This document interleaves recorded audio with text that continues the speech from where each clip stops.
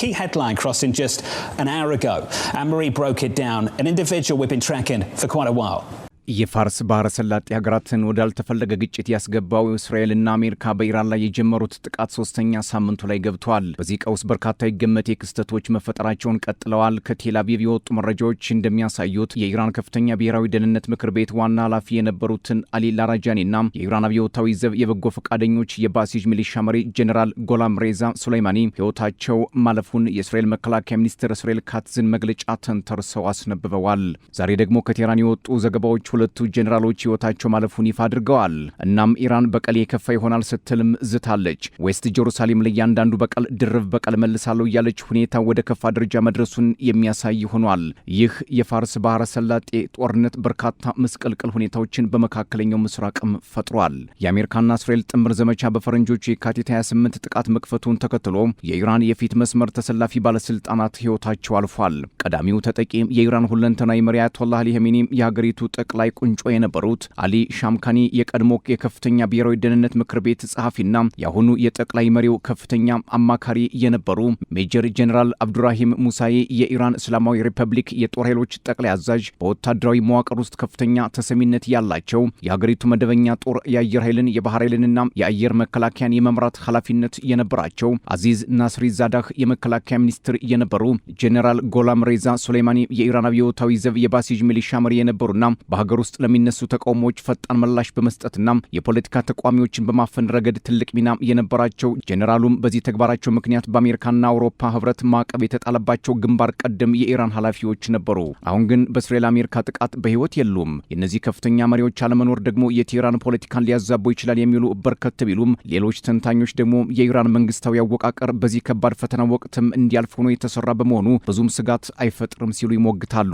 አሁን ላይ በእስራኤል ጥቃት ህይወታቸው ያለፈው አሊ ላራጃኒም የኢራን ከፍተኛ ብሔራዊ ደህንነት ምክር ቤት ጸሐፊ የፓርላማ አፈ ጉባኤ በመሆን ለ12 ዓመታት ያገለገሉ ሲሆን በአገሪቱ ከፍተኛም የፖለቲካና የደህንነት ጉዳዮች ላይ ትልቅ ተጽዕኖ ያላቸው ሰው ነበሩ። በተለይም ከምዕራባውያን ሀገራት ጋር በሚደረጉ የኒውክሌር ድርድሮችና ስትራቴጂካዊ ውሳኔዎች ላይ የሟቹ ጠቅላይ መሪ አያቶላህ አሊ ኻሜኒ ቁልፍ አማካሪም ነበሩ። እናም የሰውየው ማለፍ በቴህራን ፖለቲካ ላይ ከባድ ጫና ይፈጥራል እየተባለ ነው። የእስራኤል የውጭ ጉዳይ ሚኒስትር ጌዲዮን ሳር ከፍተኛም የኢራን የደህንነት ባለስልጣን አሊ ላራጃኒና የባሲጅ ሚሊሻ መሪ ጄኔራል ጎላም ሬዛ ሱሌይማኒን በአየር ድብደባ መገደላቸውን ከገለጹ በኋላ ሚኒስትሩ በላራጃኒ ላይ የ$10 ሚሊዮን የሽልማት ማስታወቂያ ወጥቶ እንደነበር ጠቅሰው እስራኤል ግን ግድያውን በነጻ አድርገዋለች ሲሉ ተናግረዋል። ሳር ሲቀጥሉም ሱሌይማኒ ኢራናውያንን በመጨፍለቅ ረገድ በነበረው ሚና በአሜሪካና በአውሮፓ ህብረት ማዕቀብ ተጥሎበት ነበር።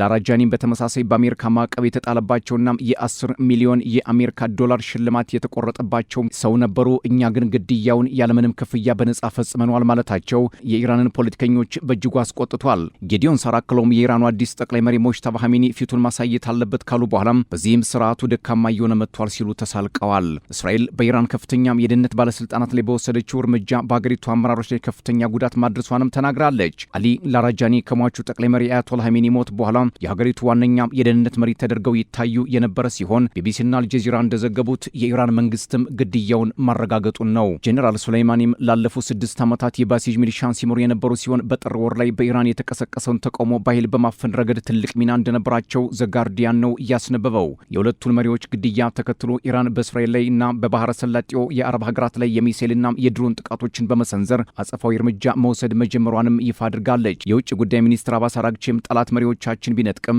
የሚፈልገውን አያገኝም፣ የኢራን መንግስት ከጠላት ሐሳብ በላይ ጠንካራ ነው ሲሉ ተደምጠዋል። ኢራን የደም ካሳ በሚል ጥቃቷን ቀጥላለች። እስራኤል ደግሞ ለእያንዳንዱ በቀል ድርብ ጥቃት ይጠብቀዋል ስትል አስጠንቅቃለች። እናም ውጥረቱ የመርገቡ ነገር ከባድ ሆኗል።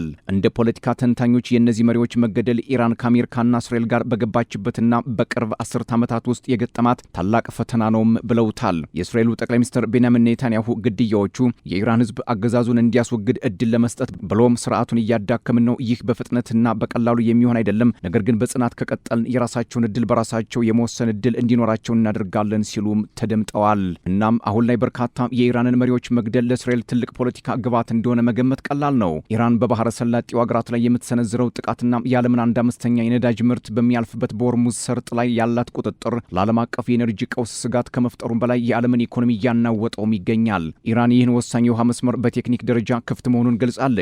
ሆኖም ይህ እድል አሜሪካን፣ እስራኤልና አጋሮቻቸውን አይጨምርም። ጦርነቱ ከተጀመረ ወዲህ ወደ 20 የሚጠጉ መርከቦች ጥቃት ደርሶባቸዋል። የኢራን ፓርላማ አፈ ጉባኤ ሙሐመድ ባጋር ቃሊባፍ በመንግስት ቴሌቪዥን ባደረጉት ንግግር እነሱ ሚሳኤል እየተኮሱ እኛ ዝም ብለን መቀመጥ አለብን ወይ ሲሉም ይጠይቃሉ። የነዳጅ ዋጋ እየናረ በመምጣቱም የአሜሪካው ፕሬዝዳንት ዶናልድ ትራምፕ መርከቦች በሆርሙዝ ሰርጥ በኩል በሰላም ማለፋቸውን ለማረጋገጥ 6 ያህል አገራት የጦር መርከቦች እንዲልኩ ቢጠይቁም የፈለጉት አልሆነላቸውም። ይህ አለመተባበር ለዋሽንግተን ፖለቲካም ጥሩ ምልክት አይደለም ነው የሚባለው። ቴህራን ባለስልጣኖቿ ከተገደሉባት በኋላ በሰሜንና ማዕከላዊ እስራኤል ባላስቲክ ሚሳኤል አስወንጭፋለች። ኢራን በወሰደችው ድንገተኛም ያጸፋ ምላሽ በቴል አቪቭ አካባቢ ከ100 በላይ ኢላማዎች ላይ ጥቃት መፈጸሟንም ይፋ አድርጋለች። አብዮታዊ ዘቡም ጥቃቱ በእስራኤል ለተገደሉት የደህንነት መሪ አሊ ላሪጃኒ የተሰጠ አጸፋ ሲሆን ሮማሻር 4ና ኬባር ሸካንን ጨምሮ በርካታ ዘመናዊ ሚሳኤሎች ጥቅም ላይ ውለዋል። በዚህ ያጸፋ ምላሽ ቴል አቪቭ፣ ሃይፋም፣ ኢየሩሳሌምና ቤርሳቤህ ከተሞች በሚገኙ ወታደራዊ ይዞታዎች ላይ ጥቃት ፈጽማለች።